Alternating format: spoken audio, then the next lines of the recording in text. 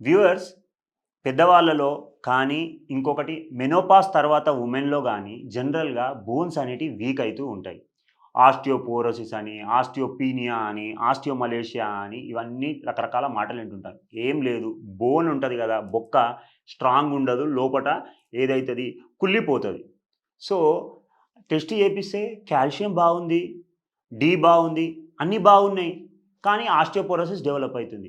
ఎందుకు డెవలప్ అయితుంది? సింపుల్ అండి. ఇంట్లో ట్యూబ్ లైట్ పెట్టుకుంటాం. ఎందుకు? లైట్ రావాలని. ట్యూబ్ లైట్ పెడతాం గానీ, కరెంట్ లేకపోతే లైట్ వస్తదా? అట్లాగే శరీరంలో కాల్షియం ఉన్నా, డి ఉన్నా గానీ, కాల్షియము మన బొక్కలల్లో పేరుకొని గట్టిగా ఉండాలి అనంటే మనకు కావాల్సిందేంటండి? Vitamin K. ఎప్పుడైతే వైటమిన్ కే ఉంటుందో ఆటోమేటిక్‌గా కాల్షియం బైండ్ అయిపోయి మనకు బొక్కలల్లో కాల్షియం స్ట్రెంత్, దృఢత్వం అనేది ఇవ్వడం జరుగుతుంది. తద్వారా ఆస్టియోపోరోసిస్ గానీ, మలేషియా గానీ, ఆస్టియోపీనియా గానీ ఎలాంటి ప్రాబ్లమ్స్ అయినా గానీ మనము గట్టిగా బోన్ డెన్సిటీ అనేది పెరుగుతుంది. గట్టిగా ఉండడం అనేది జరుగుతుంది. Thank you viewers.